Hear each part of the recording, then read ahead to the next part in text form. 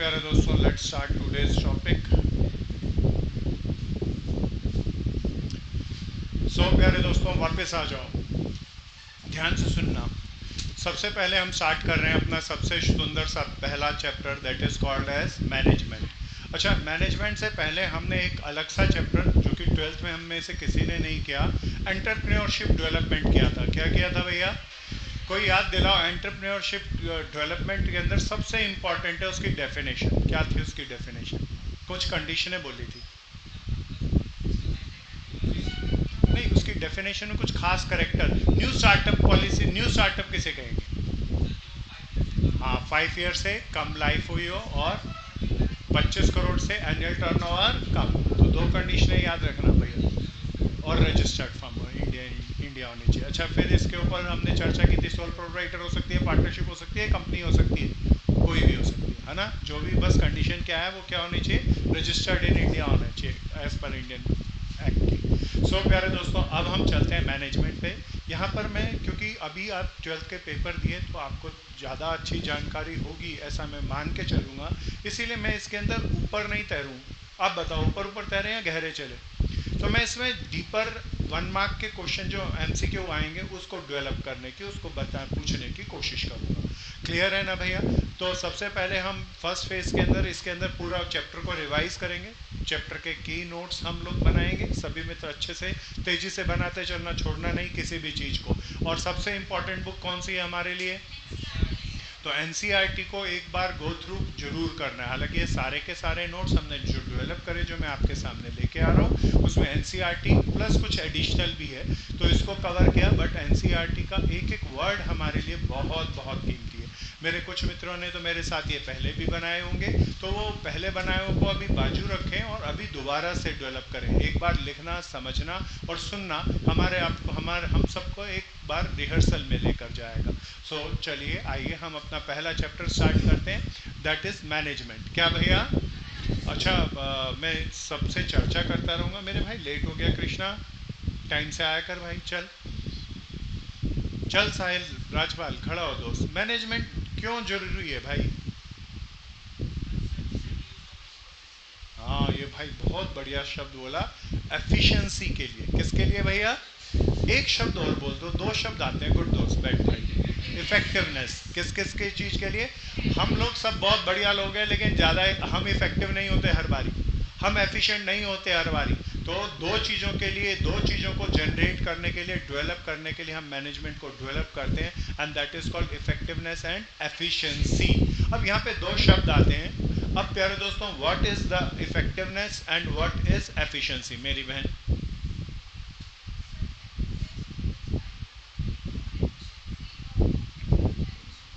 ये मेरी बहन बहुत अच्छा बोली। ऑप्टिमम यूटिलाइजेशन ऑफ रिसोर्सेज के बदले एक और सुंदर सा कोई शब्द बोला इसने, एक को कॉस्ट से। प्यारे दोस्तों देखना, ये बहुत कीमती वर्ड है। तो क्या क्या भैया? इफेक्टिवनेस और एफिशिएंसी। इसके 1 मार्क क्वेश्चन खूब बनते हैं ना भैया। कोई कहे कि 1 महीने में 400 शर्ट बनानी थी। अभी पहले नाम से पहले इसकी डेफिनेशन बना लेते हैं भैया। इसको लोग ना मिक्स कर देते हैं, सभी ध्यान से सुनना। इफेक्टिवनेस और एफिशिएंसी में सबसे इंपॉर्टेंट यहाँ पर क्या आ रहा है? टी। Effectiveness, T. टी किसको रिप्रेजेंट करता है? टाइम को। इसके अंदर क्या आ रहा है? मिडल वर्ड सी। सी किसको रिप्रेजेंट करता है? कॉस्ट। अब जब हम with in standard cost, word ध्यान से सुनना, विद इन स्टैंडर्ड कॉस्ट के अंदर जो हमने सोचा था उसी लागत के विद इन काम करेंगे तो हम क्या हैं? एफिशिएंट हैं। प्यारे दोस्तों, विद इन स्टैंडर्ड टाइम के अंदर हम काम करेंगे तो हम क्या हैं? इफेक्टिव। अब हमने टारगेट, जरा जल्दी जल्दी बताना भैया। हमने टारगेट रखा 1 महीने में 500 शर्ट बनाएंगे, 400 शर्ट बना दी, बताओ क्या है? इन दोनों में से क्या शब्द आएगा? इफेक्टिव है ना। अच्छा, अब 500 शर्ट बनानी थी, 500 की 500 बनाई है 1 महीने में, अब इफेक्टिव। अच्छा, 500 एफिशिएंट नहीं, मैं टाइम की बात कर रहा हूँ। मैंने बोला 500 शर्ट बनानी है 1 महीने में, अभी एफिशिएंसी नहीं पता चल रही। सो टाइम है ना भैया, यहाँ पे 1 महीने में कितना काम करना चाहिए, this is time, this is effectiveness, this is not the efficiency. So प्यारे दोस्तों, 1 महीने में 500 शर्ट बनानी थी, क्लियर है ना भैया? हमने 400 बनाई, दोबारा बताना। इफेक्टिव नहीं है। 550 बना दी, इफेक्टिव है। अच्छा, फिर बात करते हैं कॉस्ट की। किसकी भैया? कॉस्ट की। भैया हमने सोचा था एक शर्ट बनाने में स्टैंडर्ड 1 मीटर कपड़ा लगाना चाहिए। कितना मीटर कपड़ा लगाना चाहिए? हमारे कारीगर ने 1.5 मीटर कपड़ा लगा दिया। एफिशिएंसी नहीं है, नहीं है ना, कॉस्ट बढ़ गई ना भैया इससे। पक्का पक्का ना भैया? अच्छा हमने 1 मीटर में शर्ट बनानी थी, उसने आधे मीटर में बना के दे दी, एफिशिएंसी है। पक्का ना भैया? तो एफिशिएंसी को कॉस्ट बोलते हैं, लेकिन कॉस्ट का मतलब रिसोर्सेज है। क्लियर है ना भैया? सो इसका वेरी इंपॉर्टेंट मीनिंग ये टाइम को किसके अंदर करना, इफेक्टिवनेस को कॉस्ट के विद इन करना, इसको किसके अंदर करना, टाइम के विद इन करना। इस सर सबसे नहीं, सॉरी मैं दोबारा बोलूँ, इफेक्टिव में सबसे इंपॉर्टेंट क्या है, टाइम। एफिशिएंसी में सबसे इंपॉर्टेंट क्या है, कॉस्ट। जल्दी जल्दी कुछ चीजें मेंटेन करते चलना, जल्दी जल्दी। पुराना रजिस्टर है मैं ना, पुराना बंद करना है। बहन दोबारा लिख लेगी तो एक बार और लिखने में रिवीजन आएगी ना बहन, इसको बंद ही करके रखें प्लीज। तो मैंने कहा कुछ मित्रों ने तो मेरे साथ किया है ये, पर वो दोबारा एक बार लिखें तो एक बार लिखने की आदत से दोबारा अच्छा हो जाए। सो पहला वर्ड था मैनेजमेंट। क्यों जरूरी है? क्योंकि हम हमेशा इफेक्टिव नहीं रहते, हम हमेशा एफिशिएंट नहीं रहते, तो उसको इम्प्रोवाइज करना है। That's why the management is too compulsory. खड़े रहेंगे आप, क्यों लेट भाई? सारे लोग तो उड़ के आते हैं, आप भाई चीटी की तरह रिंग कर आते हैं। सो प्यारे दोस्तों, अब इसके बाद आते हैं मैनेजमेंट की डेफिनेशन पर। मैनेजमेंट की डेफिनेशन एफडब्ल्यू टेलर की एज ए प्रोसेस थी। तो management is a coordination of all resources through the process of, पहला क्या था भैया, प्लानिंग, ऑर्गेनाइजिंग। इसने स्टाफिंग को इस्तेमाल नहीं किया, ऑर्गेनाइजिंग में ही पुराना जमाना था, 18 सेंचुरी में लिख के थी इसने, तो स्टाफिंग उस समय ऑर्गेनाइजिंग का पार्ट हुआ करता था। Direction and controlling in order to in order to attain stated objective. So क्या था, किसके अकॉर्डिंग की डेफिनेशन पढ़ी, एफडब्ल्यू टेलर। सो प्यारे दोस्तों, इसने एफडब्ल्यू टेलर ने कैसे बताई मैनेजमेंट की डेफिनेशन को, एज अ प्रोसेस बताई। क्या बताई भैया, एज अ प्रोसेस। क्लियर है ना भैया? फिर आगे जल्दी जल्दी सारी चीजों को लिखते चलना, कोई छोड़ना नहीं, सभी से अच्छे से सुंदर से नोट्स डेवलप करने। अगली बार से टाइम से आइए बच्चे, बैठ।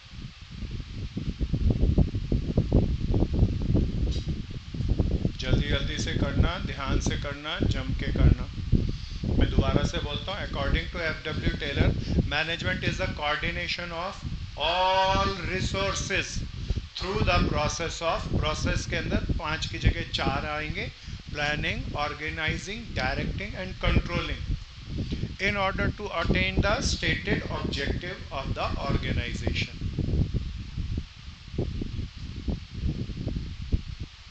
In order to attain stated objective.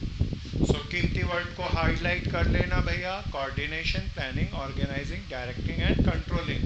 Clear है ना?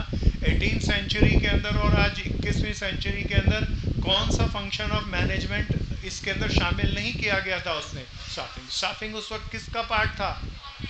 क्लियर है ना भैया? सो प्यारे दोस्तों, फिर मैं आगे चलता हूँ। सबसे इंपॉर्टेंट इसके ऊपर एमसीक्यू बनते हैं मैनेजमेंट के करेक्टर के।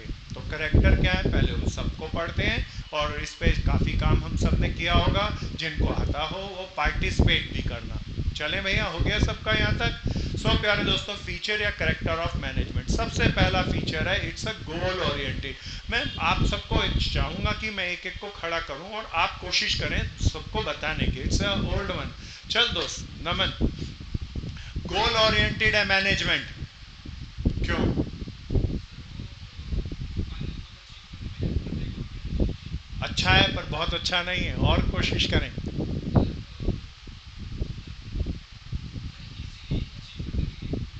अभी भी अच्छा और अच्छा होना चाहिए। हाँ दोस्त, हाँ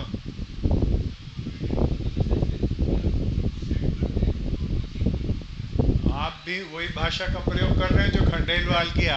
सो मेरे भाई, सो हम,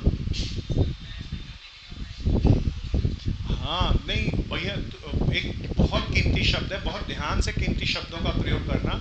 अगर किसी का गोल ही ना हो तो क्या मैनेजमेंट हो सकती है? तो without goal no management can be possible. तब हम कैसे एफिशिएंसी बढ़ाएं, कैसे इफेक्टिव हो जाएं? तो कीमती वर्ड है, सुनार की नहीं लोहार की चोट करनी है प्यारे दोस्तों। Without goal no management can be possible. तो for management goal is very important aspect. Clear है ना भैया? सबको आया? The next one is management is multi dimension, management के बहुत सारे डायमेंशन होते हैं। बहन मेरे को नाम बताएं अपना। खुशी बहन, आप कोशिश करें जितना आता हो बोलने की कोशिश करना। हाँ, डायमेंशन क्या क्या होते हैं बहन मैनेजमेंट के? हाँ बहुत बढ़िया मेरी बहन। मैनेजमेंट फॉर वर्क, एम्प्लॉय नहीं, मैनेजमेंट एम्प्लॉय के बदले बोलते हैं, आप सही बोल रहे हैं, people. Management for work, management for people. एक और बहन की हेल्प कर दो, एक रह गया मैनेजमेंट ऑफ ऑपरेशन। ये भैया एकदम कैसे इनके ऊपर एमसीक्यू आएंगे, लाखों तरीके हो सकते हैं इसके, इसीलिए इस चैप्टर को क्वेश्चन से नहीं कर सकते, नोट से ही करना है। क्लियर है ना भैया? तो मैनेजमेंट इज मल्टी डायमेंशन के लिए मैं डिटेल में लेके चलता हूँ। दिस इज द मैनेजमेंट, पहले बोर्ड पे देख लो। This is the management is the multi dimension. Multi dimension है, पहला डायमेंशन क्या है? Management for work, management of people, management of operation. सबसे पहले भैया एक बार इसको याद करने के लिए एक बड़ा आसान सा तरीका है। मैनेजमेंट के सारे फंक्शन बताओ। सबसे पहले क्या आता है? प्लानिंग। हाँ मेरे दोस्त आगे। ऑर्गेनाइजिंग, हाँ जी, ऑर्गेनाइजिंग के बाद स्टाफिंग, स्टाफिंग के बाद डायरेक्टिंग, डायरेक्टिंग के बाद कंट्रोलिंग, कंट्रोलिंग के बाद फिर प्लानिंग, है ना भैया? यही है ना फंक्शन। अब जरा ध्यान से सुनना, इसके अंदर सबसे पहले मैं तीनों में से पीपल को पकड़ता हूँ। अच्छा, लोगों से रिलेटेड दो चीजें हैं इसके अंदर से। लोगों से रिलेटेड इस पूरे प्रोसेस में दो चीजें क्या क्या हैं? लोगों को अपॉइंट करना होता है, दैट इज कॉल्ड स्टाफिंग, और फिर लोगों को बोल बोल के काम कराना पड़ता है। तो मैनेजमेंट फॉर पीपल में दो चीजें आएंगी, क्या क्या भैया? Staffing and directing. बाकी तीन चीजें कौन कौन सी बच गई बता दो सब? प्लानिंग, ऑर्गेनाइजिंग और कंट्रोलिंग। ये सारे काम है, प्लानिंग काम है, ऑर्गेनाइजिंग काम है। तो this is management of work. क्या ये समझ में आ रहा है याद करने का तरीका? अगर इसके अन्यथा याद करें तो एक आधा स्लिप कर जाता है और कुछ भी आ सकता है 1 मार्क के अंदर। प्यारे दोस्तों, तो मैनेजमेंट फॉर पीपल के अंदर दो चीजें क्या क्या आएंगी? Directing and staffing. Management for work में क्या क्या आएगा भैया? Planning, organising and controlling. अब ऑपरेशन, सारी दुनिया में कोई भी प्रोडक्शन फर्म है, तीन ही काम करती है भैया, परचेज, प्रोडक्शन एंड सेल। क्या क्या तीन काम होते हैं मोटे तौर पे? तो मैनेजमेंट फॉर ऑपरेशन के अंदर क्या क्या चीजें आएंगी? परचेज, आगे पीछे लिखे हुए हैं, तुम सीक्वेंस में लिखना, परचेज, प्रोडक्शन एंड सेल। पक्का है ना भैया? सबको आ गया? पक्का? Keep faster. मैं बीच में वर्बल क्वेश्चन भी बनाऊंगा, टेबल बनाते रहना। ध्यान रहे, मेरे कुछ मित्रों ने पहले ये नोट्स बना रखे हैं, लेकिन वो दोबारा बनाएंगे ताकि एक बार लिखने में हम दोबारा रिहर्सल कर सकें। और तेज चलना, थोड़ा सा तेज चलना, क्योंकि मैं दो चैप्टर लेके दौड़ाऊंगा इसके अंदर। मैं कोशिश ये करूंगा बिजनेस स्टडी को हम थोड़ा जल्दी कर सकते हैं, और अकाउंटेंसी में प्रैक्टिकल क्वेश्चन होने के कारण थोड़े ज्यादा समय को लगाएं।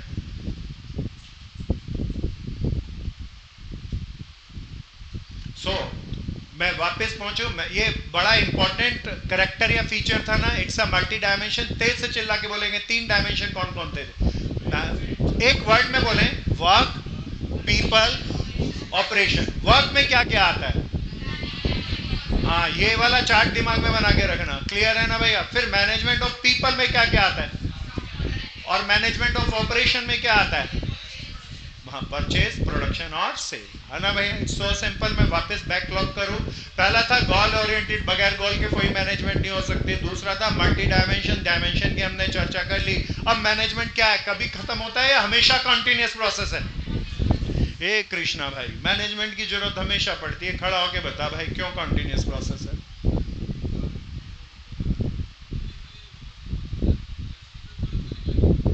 नहीं दोस्त, कंटिन्यूअस प्रोसेस नहीं। मेरी बहन कोशिश करेगी। हाँ वो तो ठीक है, वो तो यही शब्द है। क्यों? मेरी बहन एक बहुत अच्छा बात बोली। ये बहन बोली इट्स अ कॉन्टिन्यूस प्रोसेस। ये प्रोसेस के अंदर भाव रख रही है, लेकिन वर्ड को नहीं ला पाई। कहते हैं मैनेजमेंट प्रोसेस कॉन्टिन्यूस है, क्योंकि सबसे पहले हम क्या करते हैं? प्लानिंग, प्लानिंग के बाद बोलो ऑर्गेनाइजिंग, ऑर्गेनाइजिंग के बाद स्टाफिंग, के बाद डायरेक्टिंग, के बाद कंट्रोलिंग, और कंट्रोलिंग के बाद प्लानिंग क्यों आ जाती है बहन दोबारा? ये जवाब अच्छा नहीं है। हाँ, गुड सोहम। प्यारे दोस्तों, सबसे पहले तो ये चार्ट बनेगा ही बनेगा, it's a very important chart. इसके बाद सबसे इंपॉर्टेंट चीज है, ह्यूमन वांट्स आर अनलिमिटेड। यही कारण है तो अगर एक वांट पूरी हो जाए तो हमारे खत्म नहीं हो जाता, अगली वांट क्रिएट हो जाती है, उससे ज्यादा हैवी वांट क्रिएट हो जाती है। जब दूसरी वांट पूरी हो जाती है तो फिर क्रिएट हो जाती है, फिर क्रिएट हो जाती है। Human wants are, that's why, और नई नई वांट्स को पूरा करने के लिए हमें नई नई जद्दोजहद करनी ही पड़ेगी। That's why management is a continuous process, और ये प्रोसेस के अंदर हम इस प्रोसेस को डिफाइन भी करेंगे। बहुत बढ़िया मेरे दोस्तों, सब पार्टिसिपेट करते रहना, क्योंकि इसके अंदर हम सबको आता है, लेकिन हमें कुछ कम आता होगा, उसे पूरा करते रहेंगे। सो प्यारे दोस्तों, फिर next the fourth one is a management of is a group activity. हाँ चल अदिति बहन।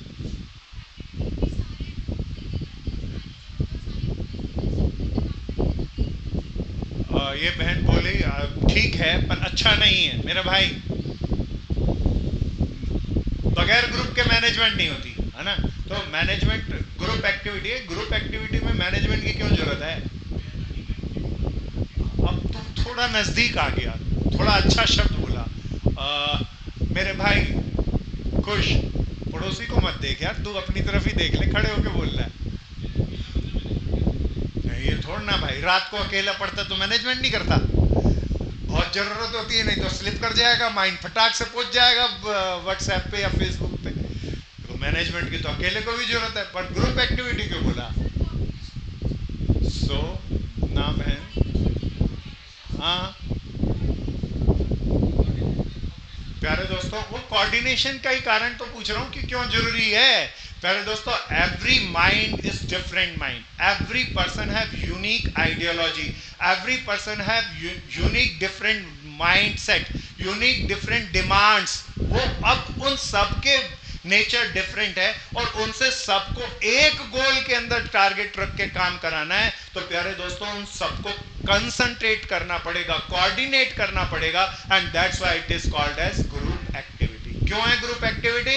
Various people have various nature, और वेरियस नेचर के कारण उनको सबको एक ही डायरेक्शन में लेके जाना है। तो this is a difficult job, and that's why we are doing management by coordination, और इससे हम इस कंफ्लिक्ट को रिमूव करते हैं, है ना भैया। So that's why management is group activity. Then the next is management is intangible. Management is, मेरी बहन,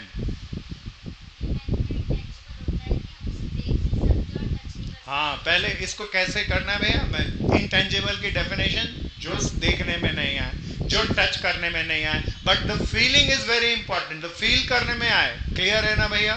सो प्यारे दोस्तों, why the management is intangible? अब इंटेंजिबल की डेफिनेशन तो बताई मेरी बहन ने।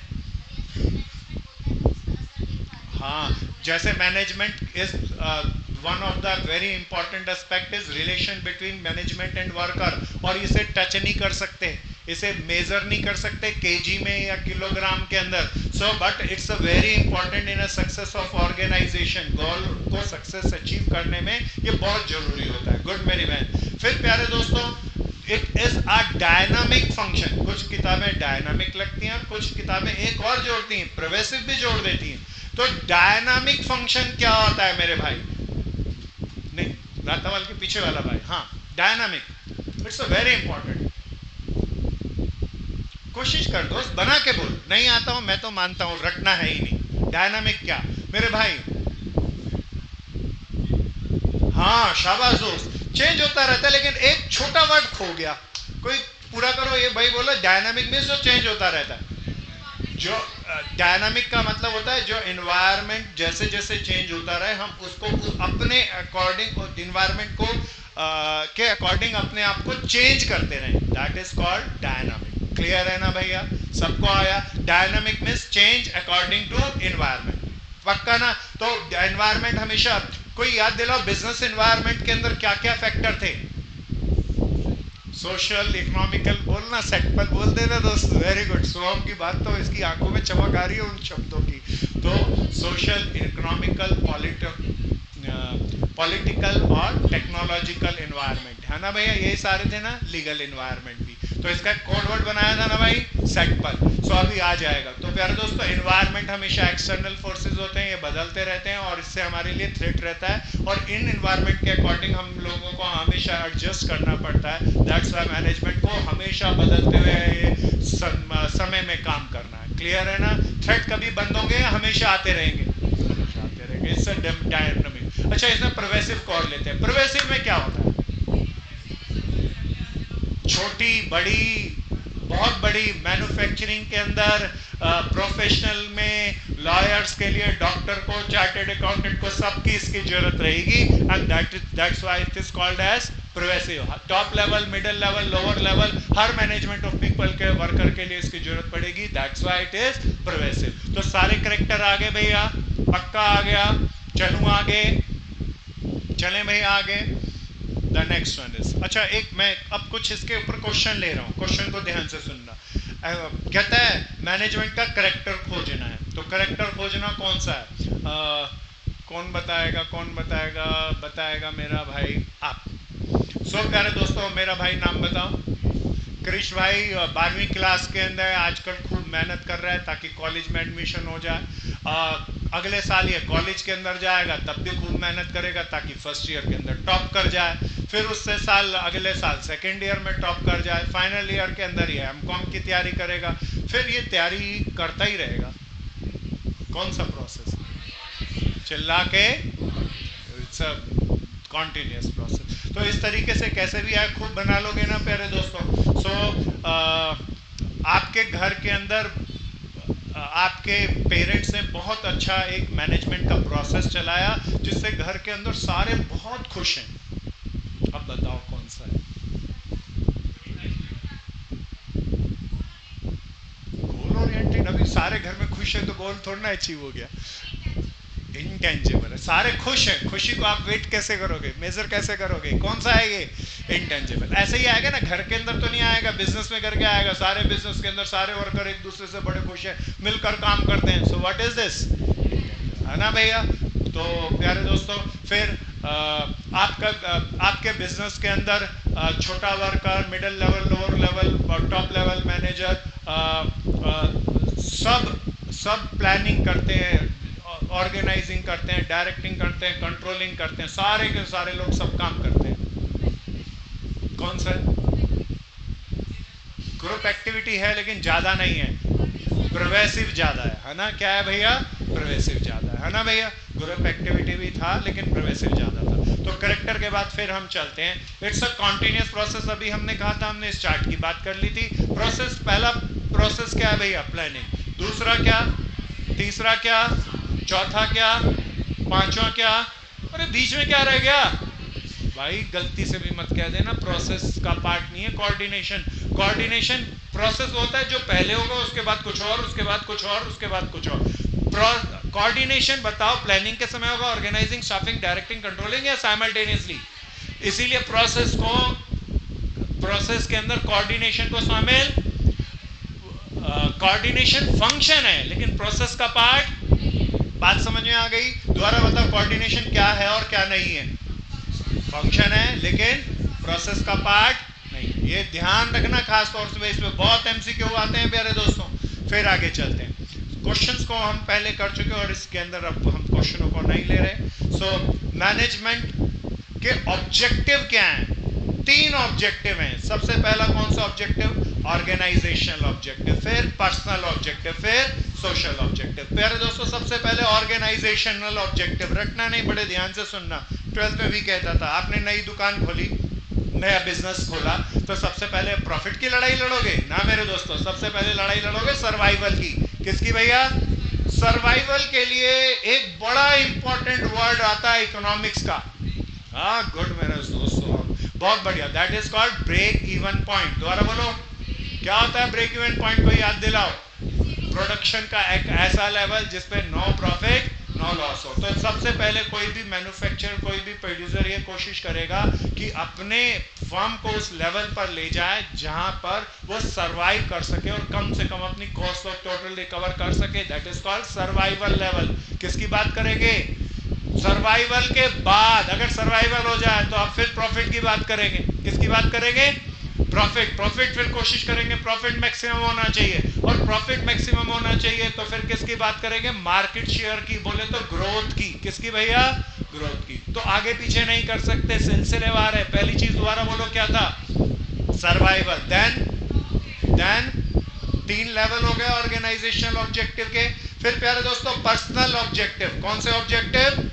पर्सनल ऑब्जेक्टिव, बड़े ध्यान से सुनना, ये भी आगे पीछे नहीं हो सकता। सबसे पहले कोई भी इंसान की लड़ाई है, आप पहले काम क्यों करते हो? सबसे पहला कारण है भैया फूड शेल्टर क्लोथ चाहिए, रोटी कपड़ा मकान चाहिए। रोटी कपड़ा मकान नहीं तो फिर तो काम ही नहीं कर पाएंगे। तो सबसे पहली लड़ाई किसकी है पर्सनल ऑब्जेक्टिव में?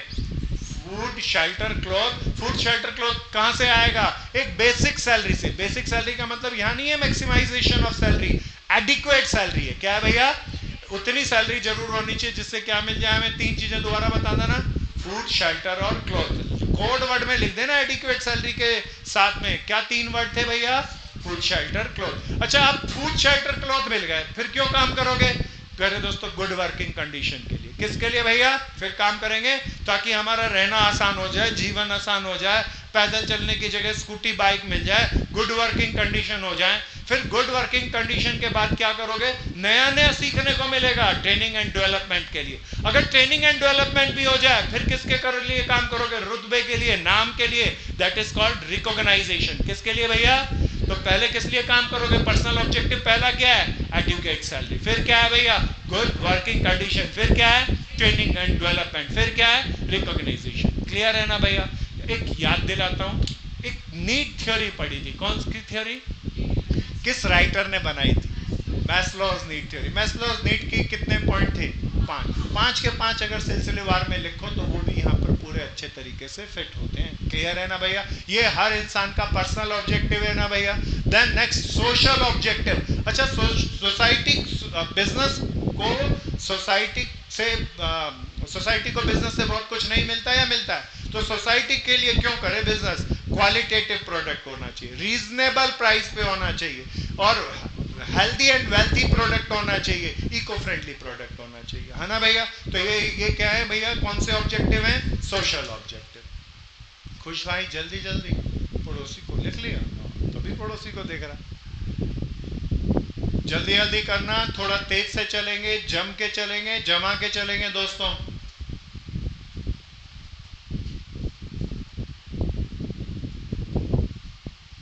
चलें दोस्त।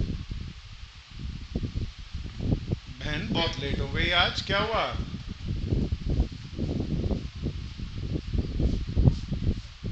सब ठीक ठाक?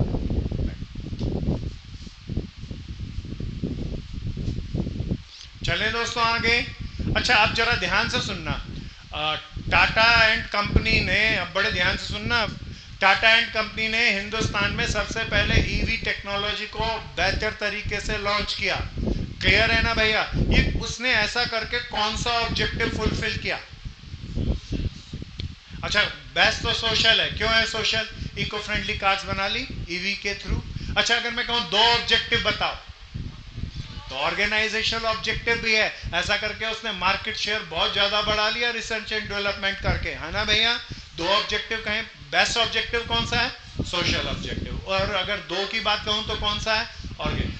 पक्का ना भैया? अच्छा, कौन सा ऑब्जेक्टिव अचीव नहीं किया इस कहानी से? पर्सनल ऑब्जेक्टिव की कहीं खुशबू नहीं आ रही है इसके अंदर। पक्का है ना भैया? सो प्यारे दोस्तों, इस तरीके से वेरियस केस स्टडी रहेगी।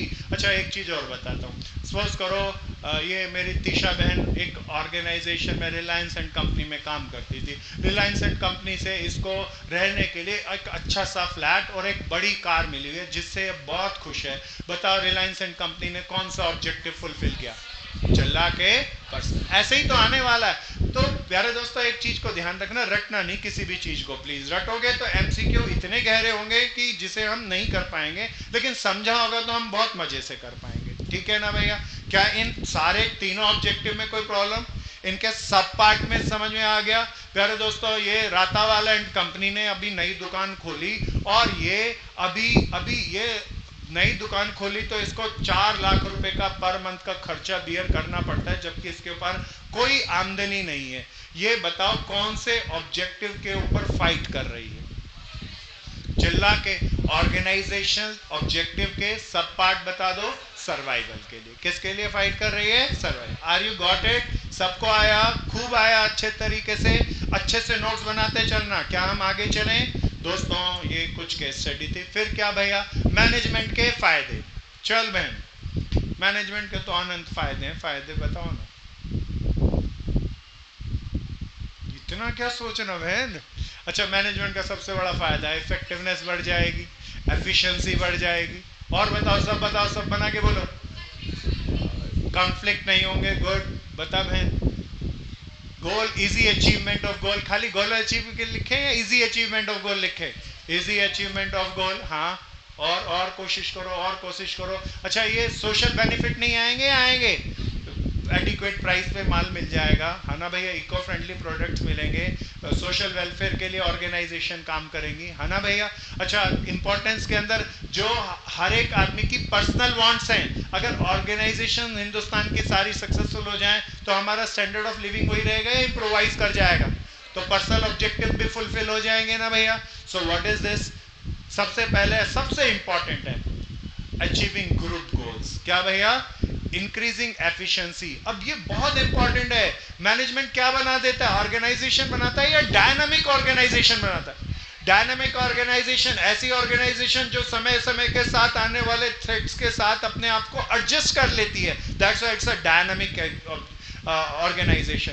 पर्सनल ऑब्जेक्टिव को अचीव करती है। पर्सनल में सारे आ गए ना, adequate salary, good working condition, चारों के चारों आ गए। फिर प्यारे दोस्तों, ये सोसाइटी को भी डेवलप करता है। ये सोशल गोल्स आ गए ना, पूरे सबको आ गए अच्छे से। बहुत सारे, बहुत अनंत पॉइंट इसके अंदर शामिल किए जा सकते हैं।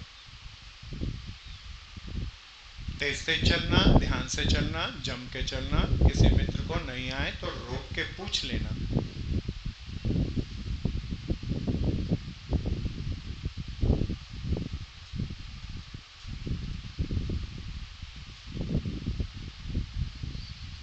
अच्छा, एक बात ध्यान से सुनना, बताना ये इंपॉर्टेंस ऑफ मैनेजमेंट है या नहीं है। मैं दोबारा बोलता हूँ, it's a true false question. Importance of management है या नहीं है? अच्छा, मैं वर्ड बोल रहा हूँ। Management is a process of planning, organising, staffing, directing, controlling through coordination. अब बताओ ये क्या है? इंपॉर्टेंस है या नहीं है? चिल्ला के बोलो, जो बोलना है बोलो। प्यारे दोस्तों, इसमें फायदा क्या आ रहा है? जो लोग कह रहे हैं मेरा भाई सही बोल रहा है, पहले ही बोल रहा नहीं है। मैंने कहा मैनेजमेंट प्रोसेस है, planning, organising, staffing, directing, controlling through coordination का। बिल्कुल ये बात सच्ची है, लेकिन इससे इंपॉर्टेंस नहीं आ रही। ये तो करेक्टर की खुशबू है। किसकी क्या है? इससे पता चलता है मैनेजमेंट क्या है। क्या है जिससे पता चले? That is not a importance, that is what? Character. ये एक फीचर है मैनेजमेंट का। Are you got it? सबको आया? पक्का आया? तो पेपर को बहुत ध्यान से समझ के करना है, जल्दी जल्दी नहीं करना। बहुत जल्दी से बिजनेस स्टडी का पेपर हमारा सबसे जल्दी होगा, लेकिन सबसे गलतियां भी आएंगी। नहीं आता या 1% भी शक हो तो क्वेश्चन को छोड़ देंगे। गलत नहीं करके आना प्यारे दोस्तों। इस पेपर का नियम है। ये पेपर इस कारण से नहीं लोग हारेंगे कि उन्हें आता नहीं था। ये पेपर इस कारण से हारेंगे कि उन्होंने गलत क्वेश्चन को अपीयर किया। हमें 50 में से कितने करने? 40 करने। तो चुन चुन के पहले जो पक्के पक्के आते हो वही करना है। क्लियर है ना? आखिरी क्लास में मैं एक गणित बताऊंगा, उससे तो पूरे सही होंगे। क्लियर है ना भैया? सो आगे चलेंगे। Next, level of management. It's a very important. कितने लेवल ऑफ मैनेजमेंट होते हैं? 1 या 4? बहुत बढ़िया, शुक्र है लोगों को पता है, पिक्चर भी दिख रही है। पहला कौन सा भैया? Top level management. दूसरा मिडिल लेवल। तीसरा लोअर लेवल मैनेजमेंट। क्लियर है ना? अच्छा, टॉप लेवल मैनेजमेंट क्या काम करते हैं भैया? खाली पिक्चर के अंदर ही सारी चीजें बनाई गई हैं, तो नोट्स ऐसे ही बनाने, कोई शब्दों में नहीं बनाने, इंपॉर्टेंट पॉइंट्स में। ये टॉप लेवल मैनेजमेंट क्या काम करता है भैया? They are framing plans and policy. ये क्या करते हैं? खाली प्लान्स। ये सबसे पहले बनाते हैं गोल। क्या बनाते हैं? और गोल को अचीव करने के लिए उनके रिट्रोस्पेक्टिव प्लान एंड पॉलिसी बनाते हैं। ये इनका बेसिक काम है। क्लियर है ना भैया? So that is top level management. कोई एग्जांपल दो, टॉप लेवल मैनेजमेंट में कौन कौन लगाएंगे? सीईओ, डायरेक्टर, जनरल मैनेजर, यही आएंगे ना भैया कंपनी के। फिर प्यारे दोस्तों, then the second level is called middle level management. जो प्लान एंड पॉलिसी बनाई टॉप लेवल मैनेजमेंट ने, उसको डिटेल स्टडी करके उसको इंप्लीमेंट करने के लिए डिटेल स्ट्रेटजीज डेवलप करते हैं। दे आर कॉल्ड एज कौन से भैया? Middle level management. Middle level management के एग्जांपल बता दो। Production manager, sale manager, general manager, departmental head, यही आएंगे ना भैया। दे आर कॉल्ड एज कौन से भैया?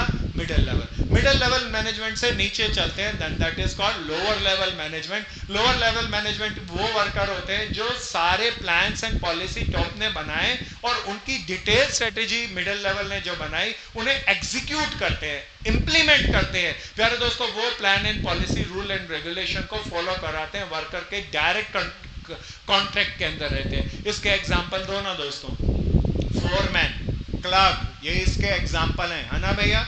सो प्यारे दोस्तों आगे चलते हैं। अच्छा एक बात बताओ,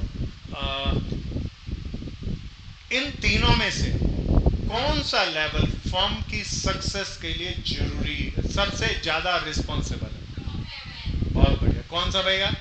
कौन सा लेवल डायरेक्ट वर्कर के कांटेक्ट में रहता है? मिडिल लेवल नहीं, बिल्कुल भी बहन। वर्कर के कांटेक्ट में कौन रहता है डायरेक्टली सबसे ज्यादा? लोअर लेवल सीधा वर्कर को ही बोल बोल के काम कराते हैं ना। कौन सा वर्कर के कांटेक्ट में रहता है सबसे ज्यादा? वर्कर से डिस्टेंस किसका रहता है? Are you got it? सबको आया? प्यारे दोस्तों, फिर सबसे पहले बात करते हैं अथॉरिटी की। अथॉरिटी का फ्लो कहां से होता है? Top to down. सबसे ज्यादा अथॉरिटी किसके पास होती है? वो अपने काम को डेलीगेट करते हैं, और काम के अंदर डेलीगेशन ऑफ वर्क के साथ delegation of authority and responsibility दोनों करना पड़ता है। वो मिडिल लेवल को देते हैं। मिडिल लेवल किसको देते हैं? और लोअर लेवल वाले किसको देते हैं? वर्कर्स को। तो अथॉरिटी का फ्लो कैसे होता है भैया? Top to down. Accountability, accountability, जवाबदेही किसकी होती है भैया? लोअर लेवल की मिडिल लेवल के फेवर में, मिडिल लेवल की। अच्छा अगर मैं पूछूं टॉप लेवल की किसके फेवर में? शाबाश मेरे दोस्त, किसके फेवर में? पक्का है ना भैया? सबको आया? अच्छे से आया? अकाउंटेबिलिटी एंड अथॉरिटी क्लियर था। अब फिर वापस आओ प्यारे दोस्तों, ये प्रोसेस ऑफ मैनेजमेंट का मैं एक चार्ट लिया। अब सब बताते रहना, प्लानिंग सबसे ज्यादा किसका काम है? वैसे तो प्लानिंग सबका काम है, सब करेंगे। सबसे ज्यादा किसका काम है? पक्का ना भाई? ऑर्गेनाइजिंग। सब अब बता, ऑर्गेनाइजिंग किन दो लेवलों का काम है? टॉप लेवल और मिडिल लेवल की रिस्पॉन्सिबिलिटी। ऑर्गेनाइजिंग क्लियर है ना भैया? फिर स्टाफिंग किन दो की जरूरत है? अच्छा स्टाफिंग सबसे ज्यादा कौन करता है? टॉप वाला भी करता है, वो प्रोडक्शन हेड, मैनेजर, लेकिन वो तो 4-5 हेड को अपॉइंट करेगा, फिर हेड आएंगे हजारों लोगों को। तो मिडिल लेवल का, टॉप और मिडिल लेवल का काम है। लोअर लेवल वाले स्टाफिंग नहीं करते बिल्कुल भी, है ना भैया? तो उसमें भी ज्यादा कौन करता है? मिडिल लेवल वाले। क्या ये आ रहा है भैया? फिर प्यारे दोस्तों डायरेक्टिंग सारे करते हैं, टॉप वाले मिडिल को, मिडिल वाले लोअर वाले को, और लोअर वाले सबको। सबका काम है ना डायरेक्टिंग, देख लो भैया। फिर कंट्रोलिंग सब करेंगे। टॉप ने कंट्रोल करना बंद कर दिया था तो फर्म ही ढह जाएगी। मिडिल वाले भी कंट्रोल करेंगे। कंट्रोलिंग एक का काम है या सबका काम है? पक्का ना? सबको आ गया। डेवलपमेंट ऑफ आइडियोलॉजी, एक विचार को डेवलप करना, पिक्चर के माफिक देखना, तो आने वाले हम क्वेश्चन को बहुत आसानी से कर पाएंगे। रटना नहीं है कंटेंट को किसी भी हालात में। सो प्यारे दोस्तों, this is all about the what is this level of management. क्या भैया? सो प्यारे दोस्तों, अब जरा ध्यान से सुनना। आपने डिसाइड कि आज सुबह आप उठे मॉर्निंग के अंदर, और सुबह सुबह आपने अपना सोचा कि आज 2 बजे क्या करेंगे, 4 बजे क्या करेंगे, 10 बजे क्या करेंगे, और रात के 2 बजे तक कैसे पढ़ेंगे। प्यारे दोस्तों, ये काम किस लेवल ऑफ मैनेजमेंट का? चिल्ला के हाँ। और इसमें कौन सा फंक्शन ऑफ मैनेजमेंट है? बहुत बढ़िया। क्या ये समझ में आ रहा है? इस तरीके से इनडायरेक्ट आएंगे ना। अब इस तरह के इनडायरेक्ट क्वेश्चन में मैं ये बोला कि कौन सा लेवल ऑफ मैनेजमेंट, और मैं देख रहा था कई मित्र बिल्कुल सही बोल रहे थे प्लानिंग, लेकिन प्लानिंग तो गलत जवाब था, सही नहीं था। क्योंकि उसने पूछा क्या था? कौन सा लेवल ऑफ मैनेजमेंट है। जवाब तो उसका प्लानिंग भी था, लेकिन वो पूछा नहीं गया। तो ऐसे क्वेश्चनों में ट्रैप आता है, पहला आएगा सीधा प्लानिंग, और लोग आंख बंद करके प्लानिंग पे टिक मारेंगे। तो बहुत चौकन्ने होकर क्वेश्चन को पढ़ना है, गलत अपीयर नहीं करना। नेगेटिव मार्किंग है दोस्तों। हम होंगे पक्का? अच्छा फिर बताना, एक और पूछता हूं प्यारे दोस्तों। किसी वर्कर के अंदर, किसी फर्म में अनस्किल्ड वर्कर काम करते हैं। कौन से अनस्किल्ड वर्कर कौन से होते हैं? जिसके पास कुछ भी नहीं है, कुछ क्वालिटी नहीं है। कौन सा लेवल ऑफ मैनेजमेंट है? हाँ मैंने दी थी, बीच में मत बोलना। बहन अदिति कहती है लोअर लेवल। बहन इसमें मैनेजमेंट है? मेरी बहन सही बोल रही है, अदिति तो ट्रैप हो गई। प्यारे दोस्तों, वर्कर मैनेजमेंट है क्या? अनस्किल्ड वर्कर तो मैनेजमेंट का काम तो अलग करेंगे, मैनेजर तो टाई बांध लगा के घूमेंगे। Unskilled worker are not among the top level, middle level and lower level of management. तो इसकी ऑप्शन होगी top level, middle level, lower level. 90% बच्चे आदिति की तरह ही करेंगे, वो किसको टिक करेंगे? और आंसर क्या होना चाहिए? नन ऑफ दीज, है ना भैया? पक्का।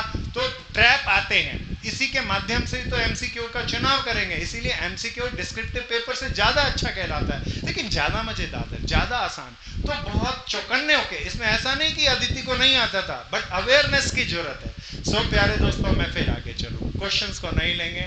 So function of management. अच्छा, एक ये बीच वाले का नाम बताओ। कोऑर्डिनेशन क्या है और क्या नहीं है? फंक्शन है, लेकिन प्रोसेस। अच्छा, कोई पूछ ले प्रोसेस क्यों नहीं है जी? प्रोसेस है वो जो किसी एक्टिविटी के बाद शुरू होता है और इसके खत्म होने के बाद कोई दूसरी एक्टिविटी स्टार्ट होती है। ये एसेंस ऑफ मैनेजमेंट है। एनसीईआरटी में बहुत कीमती शब्द है। क्या है मेरी बहन? इसके बगैर मैनेजमेंट हो ही नहीं सकती। ये सबका बाइंडिंग एलिमेंट है। क्या है? कैसा एलिमेंट है? तो प्यारे दोस्तों, कोऑर्डिनेशन, प्लानिंग में भी कोऑर्डिनेशन की जरूरत होगी, ऑर्गेनाइजिंग में, स्टाफिंग में, डायरेक्टिंग में, कंट्रोलिंग में। सबसे पहले क्या है भैया मेरा भाई? How can you define a planning? खड़े हो के नहीं, नाम बताओ। कार्तिक, बोलना दोस्त। Planning, framing of policy is called planning. क्या पॉलिसी हम साल से पहले ही बनाते हैं, पर कई बार तो बीच में भी बनाते हैं। प्लानिंग, और कुछ सोचो ना। अच्छे शब्द आपके पास आइडिया है, पर शब्द लाओ ना दोस्त कुछ अच्छे। हाँ गोयल, संचित गोयल, खड़ा होके बता भाई प्लानिंग क्या है? समथिंग, किसी को बोलने देना भाई। मेरी बहन, setting of an objective in advance. ठीक है, लेकिन ये तो 10% सही जवाब है, 90% गलत जवाब है बहन, क्योंकि प्लानिंग के जो एलिमेंट्स हैं वो तो आए नहीं इस डेफिनेशन में। हाँ Krishna, it's a very bad dear. No no no no no, आप तो, मैं जानता हूँ आपको आता है, पहले नयों को मौका दे दो ना मेरी बहन।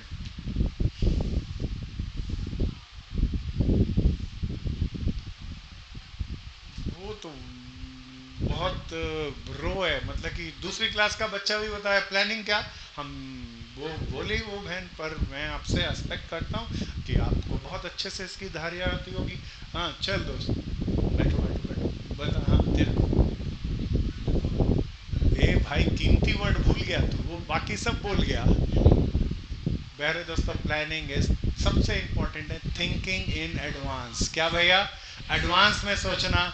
पहली चीज, कब करना है, क्या करना है, कैसे करना है, by whom it should be done। Clear है ना? 4 चीजों के बारे में सोचना। क्या क्या? एडवांस में सोचना। क्या क्या सोचना? what is to be done, when is to be done, by whom it should be done, how is to be done। Clear है? That's it. इसमें सारी आ गई ना भाषा? बैठ भाई बैठ। पक्का? प्लानिंग के बाद क्या कहे भैया? ऑर्गेनाइजेशन। चल मेरी बहन, कोशिश कर। अभी हम सबको आता है, हम सब बोल रहे हैं, तो मैं चाहता हूँ आपके बोलने को। एक चीज का और ध्यान रखना प्यारे दोस्तों, BCom honours, BCom programming first year में ये वापसी आएगा सब्जेक्ट, तो उसकी तैयारी भी हाथ के हाथ कर रहा हूँ। फर्स्ट सेमेस्टर के पेपर कब होंगे? जनवरी में नहीं भाई, नवंबर में। अभी ये इस बार सारा सेशन लेट चल रहा है। तुम्हारा रिजल्ट आते ही ओले पड़ेंगे सर पे, रिजल्ट आते ही तुम कॉलेज में जाओगे, कॉलेज में जाते ही पेपर आएंगे, तो पहले से तैयारी करके रखना। ठीक है जी? सो प्यारे दोस्तों, ऑर्गेनाइजिंग क्या? हाँ मेरी बहन,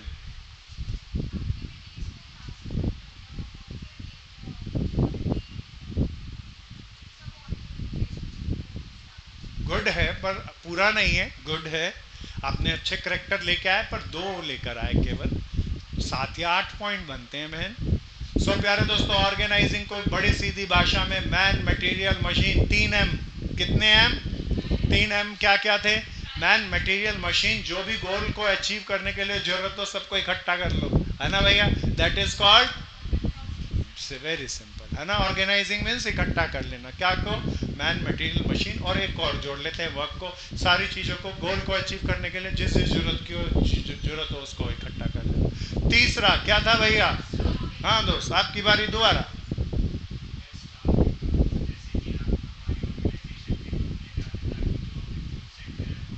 हाँ ये भाई बहुत बढ़िया बोला, जो गोल अचीव करने के लिए रिक्विजिट स्किल चाहिए, पीपल चाहिए, और रिक्विजिट स्किल के रिट्रोस्पेक्टिव पीपल्स को अपने यहाँ पर अपॉइंट करना, दैट इज कॉल्ड स्टाफिंग। और फिर खाली अपॉइंट करना या उनको फिर रिट्रोस्पेक्टिव ट्रेनिंग एंड डेवलपमेंट देना, खाली ट्रेनिंग बोले या ट्रेनिंग एंड डेवलपमेंट दोनों?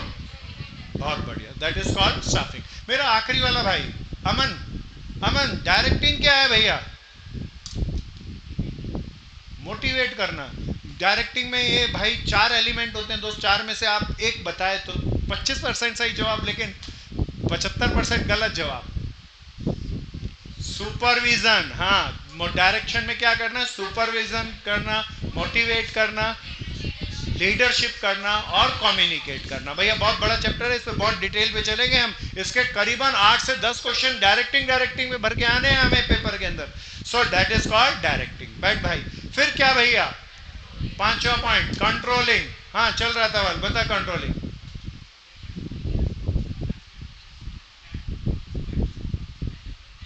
हाँ हाँ, और रेक्टिफाइड करते हैं। सो मेरा भाई सबसे पहले बोला कंट्रोलिंग के अंदर हम सबसे पहले स्टैंडर्ड्स बनाते हैं। क्या बनाते हैं?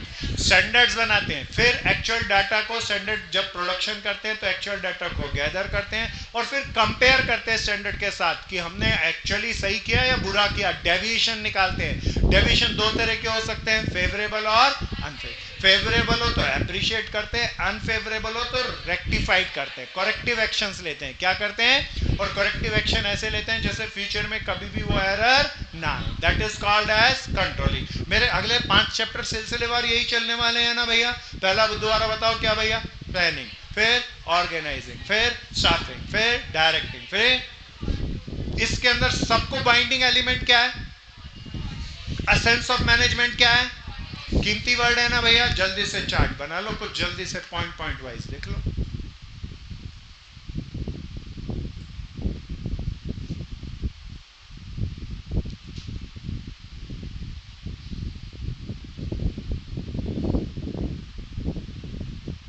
तेज तेज चलना जी।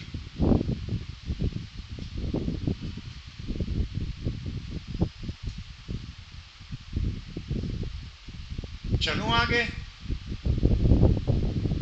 So the next one is coordination. भैया सार एसेंस ऑफ मैनेजमेंट क्या है? कोऑर्डिनेशन। सब अलग अलग चैप्टर है, कोऑर्डिनेशन छोटा सा पार्ट बनता है, इसीलिए हर एक एनसीईआरटी में इसको फर्स्ट बुक के अंदर ही शामिल किया। कोऑर्डिनेशन मींस एक इंपॉर्टेंट वर्ड है, सबको बाइंड करना। क्या करना? तो बाइंड को वर्ड यूज किया जाता है बाइंडिंग या इंटीग्रेशन। तो इसके अंदर 3 चीजें शामिल की जाती हैं। इंटीग्रेशन ऑफ ऑल एक्टिविटी, सारी एक्टिविटी को इंटीग्रेट करना और एक कॉमन डायरेक्शन में लेके जाना, that is achievement of common goal. फिर इंटीग्रेट करना सारी ऑर्गेनाइजेशन को, फिर इंटीग्रेट करना मैनेजमेंट को। क्लियर है ना? 3 चीजों को, सारी एक्टिविटी को इंटीग्रेट करना, सारी ऑर्गेनाइजेशन। ऑर्गेनाइजेशन बोले तो 3 M क्या क्या थे भैया? मैन, मटेरियल, मशीन को इंटीग्रेट करना और कॉमन ग्रुप गोल को अचीव करने के लिए एक्टिवेट करना, है ना भैया।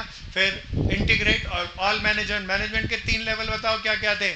टॉप लेवल, मिड लेवल और लोअर। सबको इंटीग्रेट करना, सबको एक डायरेक्शन के अंदर वर्क के लिए एनहांस करना। चलें भैया आगे। सो फीचर्स क्या हैं इस कोऑर्डिनेशन के? पहला फीचर, ये इंटीग्रेट करता है। क्या करता है? अच्छा इंटीग्रेट, ध्यान से सुनना। अच्छा, क्या अकेला आदमी कोऑर्डिनेशन, अकेला किसी ऑर्गेनाइजेशन में सोल प्रोप्राइटर है, एक ही आदमी काम कर रहा है, उसके यहाँ कोई वर्कर ही नहीं है, तो क्या इंटीग्रेशन हो सकेगा? कोऑर्डिनेशन हो सकेगा? नहीं। कोऑर्डिनेशन कब हो सकती है? जब 2 या 2 से ज्यादा पीपल हो। तो कोऑर्डिनेशन क्या करता है? जब इसका सबसे पहला एसेंस है कि 2 या 2 से ज्यादा लोग होने चाहिए और कॉमन गोल होने चाहिए ताकि कॉमन गोल पे काम करें, तो इंटीग्रेट करता है ग्रुप को। फिर यूनिटी ऑफ एफर्ट्स। अच्छा यूनिटी ऑफ एफर्ट्स, अब ध्यान से सुनना, किसी ऑर्गेनाइजेशन में एफर्ट्स अलग अलग हो सकते हैं। कोई परचेज करेगा, कोई प्रोडक्शन करेगा, कोई सेल करेगा। ये एफर्ट्स अलग अलग है, लेकिन ये सारे एफर्ट्स, मान लो मेन गोल है हमारा प्रॉफिट मैक्सिमाइजेशन, क्या भैया? तो ये सब के सब, परचेज करने वाला प्रॉफिट कैसे हो, सेल करने वाला प्रॉफिट कैसे हो, तो ये यूनिटी ऑफ एफर्ट्स को लेकर आएगा। किसको लेकर आएगा? तो पहले कहा इंटीग्रेट करेगा ग्रुप एफर्ट को, डिफरेंट वन, फिर क्या लेकर आएगा? Unity of efforts. So common goal को इंटीग्रेट करेगा। कोऑर्डिनेशन कब चलेगा? कभी या हमेशा चलता रहेगा? प्यारे दोस्तों, प्रोग्रेसिव फंक्शन है। प्रोग्रेसिव फंक्शन को एक बार देखना कैसे लिखते हैं। प्रोग्रेसिव के लिए दो तरह के चार्ट। प्रोग्रेसिव क्योंकि ये टॉप लेवल, लोअर लेवल और मिडिल लेवल सब मैनेजमेंट के लिए जरूरत है। फिर प्यारे दोस्तों, प्रोग्रेसिव को अलग अलग चैप्टर्स के अंदर आएगा, ये दो डायग्राम बनते ही हैं। फिर मैन्युफैक्चरिंग यूनिट भी कोऑर्डिनेशंस को यूज करती है, ट्रेडिंग भी, एनजीओज भी, और ऐसी बैंकिंग सेक्टर की या फाइनेंशियल फर्म्स जो हैं वो भी इसको यूज करेंगे। सो दो तरीके से प्रोग्रेसिव के दो चार्ट बना के यूज किया जाता है। सो मैं वापस चलूं बैक टू पिवेलियन। फिर प्यारे दोस्तों, अच्छा कोऑर्डिनेशन किसकी जिम्मेदारी है? वर्कर की या मैनेजमेंट की? किस लेवल ऑफ मैनेजमेंट की? टॉप लेवल की, मिडिल लेवल की, लोअर लेवल की, या सबकी?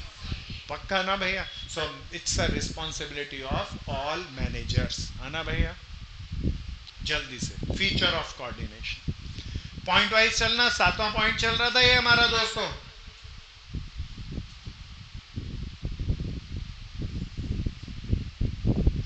हो गया सबका? जिनका रह गया थोड़ा तेज से चलो।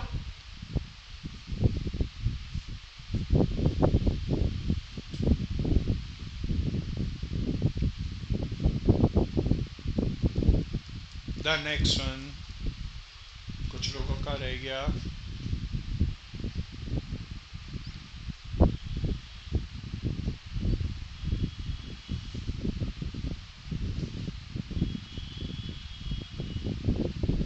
चलो दोस्तों आगे। द नेक्स्ट वन इज, हो गया man? The next one is आखिरी है, मैनेज, नेचर ऑफ मैनेजमेंट। अच्छा, तीन तरह के नेचर, मैनेजमेंट के तीन नेचर हैं। Management as art, management as science, management as profession. तो इसका लिखने का तरीका एक बड़ा अच्छा सा है। तो सबसे पहले साइंस क्या होती है? तो साइंस के चार करेक्टर होते हैं। सबसे पहला, science is a body of knowledge, systematic body of knowledge है। क्या है भैया? Systematic body of knowledge. So प्यारे दोस्तों, फिर science is based on observation. पास में कुछ लोगों ने ऑब्जर्व किया और उस ऑब्जर्वेशन के ऊपर बेस पे उन्होंने कुछ स्टेटमेंट लिख दी, दैट इज कॉल्ड साइंस। प्यारे दोस्तों, ये रिपीटेड एक्सपेरिमेंटल्स हैं। जैसे किसी ने कहा एप्पल गिरेगा पेड़ से, टूटे तो जमीन पे गिरता है, तो that is principle based on observation. अब पूरे हिंदुस्तान में या पूरे वर्ल्ड में कहीं भी एप्पल पेड़ से गिरेगा तो कहां गिरेगा? तो रिपीटेड एक्सपेरिमेंट्स हैं। क्या है भैया? वैसा वैसा बार बार होगा, हर जगह होगा। पहला करेक्टर बताओ क्या था भैया? Systematic body of knowledge. दूसरा, प्रिंसिपल बेस्ड ऑन ऑब्जर्वेशन। फिर बेस्ड ऑन रिपीटेड एक्सपेरिमेंट। और प्यारे दोस्तों, चौथी बात, ये हिंदुस्तान में सही है, पाकिस्तान में, अमेरिका में, हर जगह, तो that is called universal validity. क्या है भैया? तो इसी तरीके से मैनेजमेंट है, उसका सिस्टमेटिक बॉडी ऑफ नॉलेज है, उसके बहुत सारे प्रिंसिपल है, ये एक्सपेरिमेंट बेस्ड पे हैं। सो प्यारे दोस्तों, और यूनिवर्सल वैलिडिटी है, क्योंकि मैनेजमेंट का रिलेशन ह्यूमन बिहेवियर से, वर्कर से, और वर्कर सारे के सारे ह्यूमन है, तो ह्यूमन का बिहेवियर पूरे यूनिवर्स में एक जैसा ही है ना? That's why management is a science. चलूँ आगे, जल्दी जल्दी बनाते चलना। Management as science, why it is science. The second one is nexus. हो गया ना? कर कर बहन, जल्दी जल्दी कर। कुछ सुंदर सा बनाना, कुछ जम के बनाना, कुछ जमा के बनाना।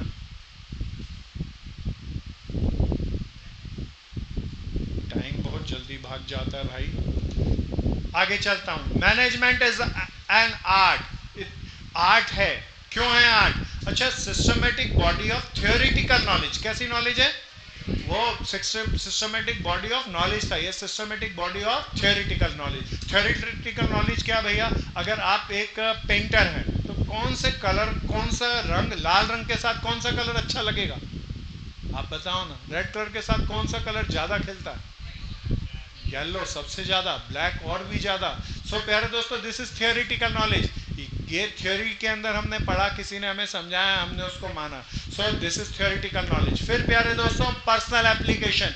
अब पर्सनली जरूरी नहीं है कि येलो के साथ ब्लैक ही अच्छा लगेगा, आप हो सकता है अपना कोई इन्वेंट करो, 4 कलर को मिक्स करके एक बड़े कलर बनाओ और वो भी अच्छा लगे। क्लियर है ना? That is called personal application. So हर कोई ड्राइंग अलग अलग तरीके से बना सकता है, that is your personal application. So based on, अच्छा ड्राइंग्स के अंदर, आर्ट के अंदर क्या है, कोई आदमी बार बार करता है तो एक्सपीरियंस के कारण कम सीखता है या ज्यादा सीखता है?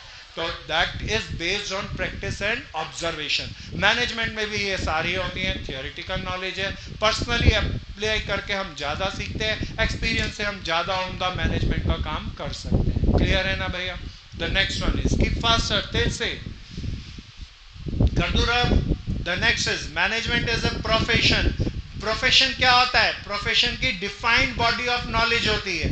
प्रोफेशन के अंदर हर कोई एंट्री नहीं कर सकता, उसके लिए एक खास क्वालिफिकेशन की जरूरत होती है, एग्जाम को पास करना पड़ता है। ये प्रोफेशनल ऑर्गेनाइजेशन होती है जिसका मेंबर बनना पड़ता है। जैसे एक डॉक्टर बनना है तो इंडियन मेडिकल एसोसिएशन का मेंबर बनना पड़ेगा, चार्टेड अकाउंटेंट बन रहा है तो Indian institute of chartered accountant of India का मेंबर बनना पड़ेगा। उसका एक खास कोड ऑफ कंडक्ट होता है। Code of conduct means what? List of action, what to do and what not to do. Clear है ना? That is rules and regulation. So इसी तरीके से मैनेजमेंट में सारे नहीं है या हैं? अब मैं आपसे पूछता हूं, चल साहिल तेरी बारी, बता मैनेजमेंट क्या साइंस है ओनली? सब बताओ ना। नहीं, साइंस ओनली नहीं, it is in science as well as art as well as. पक्का ना भैया? दिस इज सिंपल चैप्टर, बड़ा मजेदार सा था। टाइम बहुत जल्दी बीत जाता है, मेरे को लगा था मैं दूसरा चैप्टर टच कर जाऊंगा, नहीं कर सके, पर अच्छे से बनाना आया। कौन सी बुक को रीड जरूर करना। मैं चाहता हूँ एक असाइनमेंट दे दूँ इसका, ये एमसीक्यू का है, बहुत आसान सा है, तो एक अच्छे से इसको करना।